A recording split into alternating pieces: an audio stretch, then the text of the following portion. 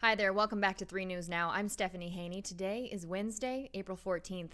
Thanks for choosing to be here for your top stories from WKYC.com and our WKYC app. First up, we start with more alarming details out of the Rocky River School District. These details have become available as the district has been in communication with the Ohio Board of Education. Now, this all started when there was an investigation into some comments that teachers made on a recorded classroom, and this sort of spiraled into other things coming out. Now we're learning that a former student says a math teacher made inappropriate comments and physical contact with her a couple of years ago. This former student says that she didn't want to say anything for quite a long time, but she figured after all of this came up, referring to the investigation related to that conversation that was caught on camera, she said, "I don't know if things happen to other students, and I want other people to be protected." This woman says that the math teacher called her sexy during a demonstration of a math equation during her junior year, and that he kept saying it, and she kind of blocked it out of her brain for a while. She also said that the following year, when she was a senior, that the teacher hugged her and kissed her after she gave him a thank you note. Principal Rob Wilton told the student, who is now in college, that he's concerned something may have happened to her and he'd love to hear what she has to say about it so that he can attempt to handle it. And then she told him at that point what happened to her was definitely inappropriate. She wouldn't say it scarred her. It definitely would have the potential to make other students uncomfortable. Now, as a reminder, this investigation, this information has come out as a result of a Google Classroom video that was discovered with two teachers discussing a text message supposedly sent to a group of male teachers where one teacher bragged about possessing a photo of a female student. We now know that he was bragging about possessing a photo that showed a female student's allegedly private parts. Now, as a result of that investigation, it was learned that that photo did not actually exist, and there was no criminal conduct found among those men. But as a result of that, we're now learning these new allegations, and the Rocky River School District has notified the Ohio Department of Education, and the state investigation could lead to suspensions or revocations of the teachers' licenses. We'll keep you updated as we get new information. We did get a lot of new details. Our investigative reporter Phil Trexler and producer has that on WKYC.com.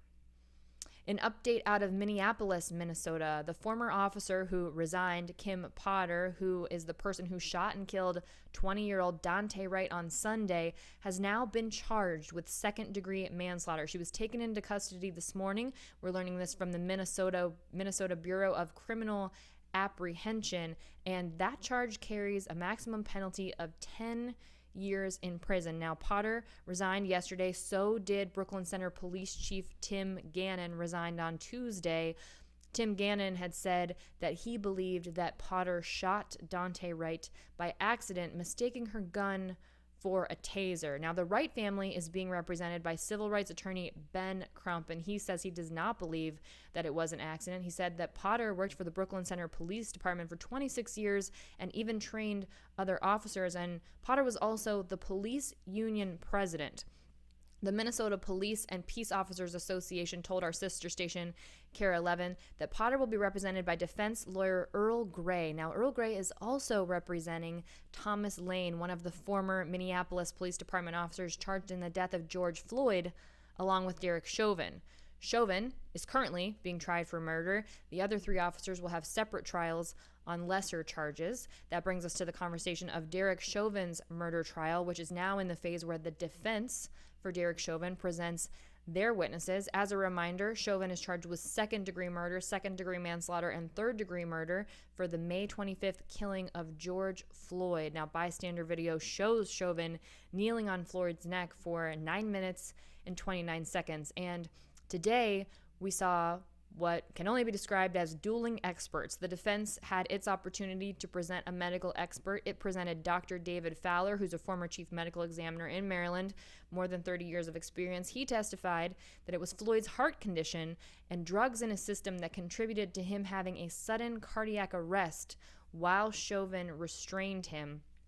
Dr. Floyd said that he would have ruled Floyd's manner of death undetermined had he been doing the autopsy. Also this morning, the judge in the case ruled that Maurice Hall, who was with Floyd during his arrest, will not have to testify because of his Fifth Amendment right to avoid self-incrimination. Now, the judge expects all testimony in the trial of Chauvin could wrap up by Thursday, and then the jury would then be sequestered, and they would begin deliberations on Monday, April 19th, which will come very quickly to a city that is in a lot of unrest right now, while people are very upset about the death of another black man at the hands of police in the Minneapolis area. Now let's take a look at the latest COVID-19 numbers. These global and national numbers come from Johns Hopkins University. Globally, the total number of COVID-19 cases is now at 137,811,552. The total number of deaths is now at 2,964,835. Here in the U.S., the total number of cases is at 31,375,111.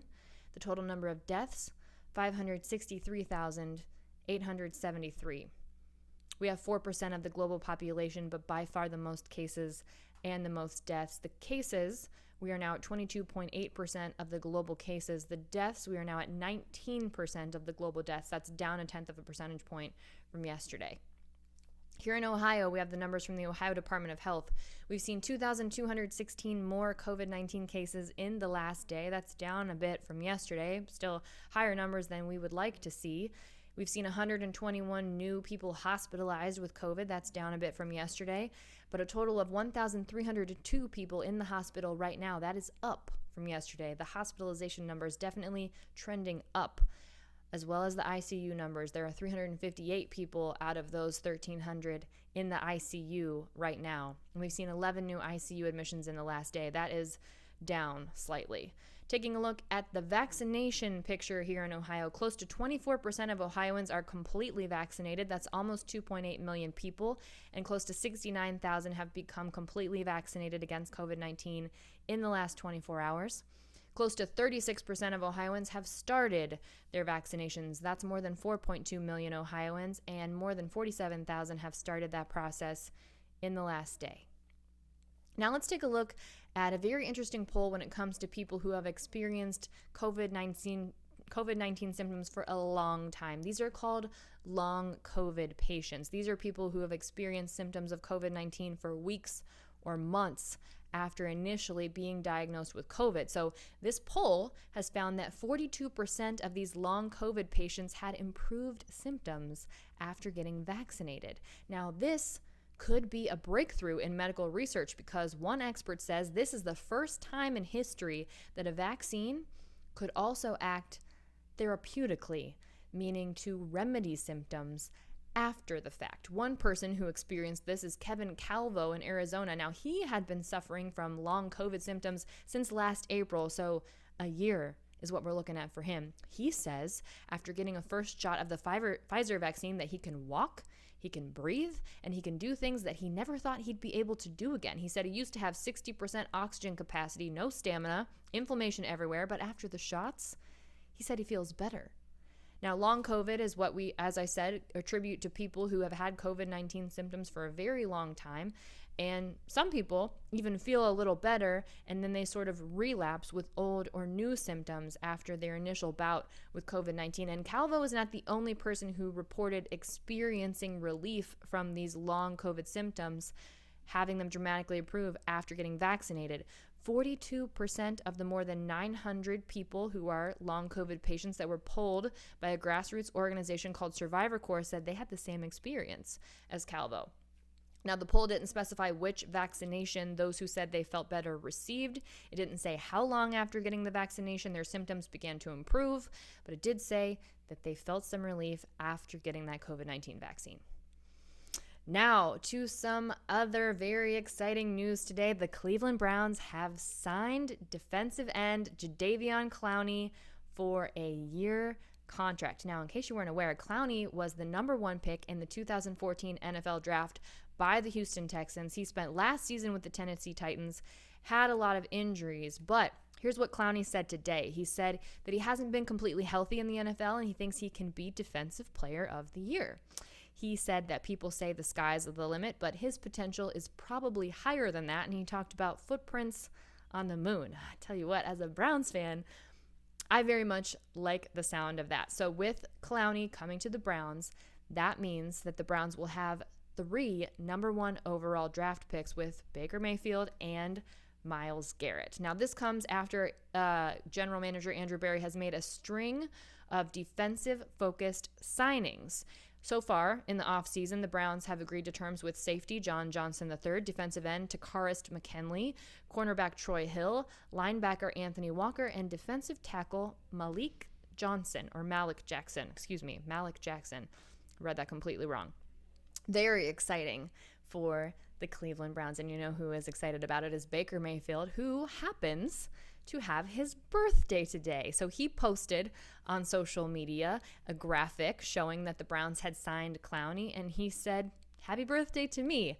Definitely a 26th birthday for Baker Mayfield, unlike anything else. Happy birthday, Baker.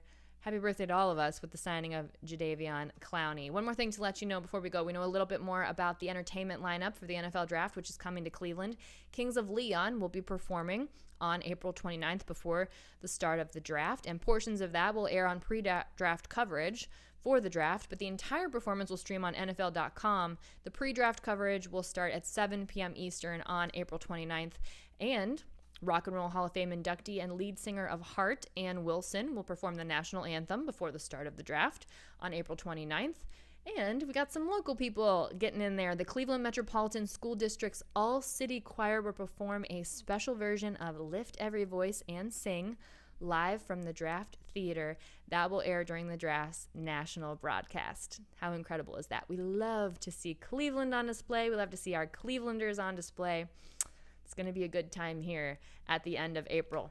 All right, that's it for your 3 News Now update today for Wednesday, April 14th. I'll see you next up on What's New with your trending stories in Clicking in Cleveland, including reaction to the signing of Jadeveon Clowney. And then I'll see you back here tomorrow for more 3 News Now. Between now and then, everyone, stay safe and be well.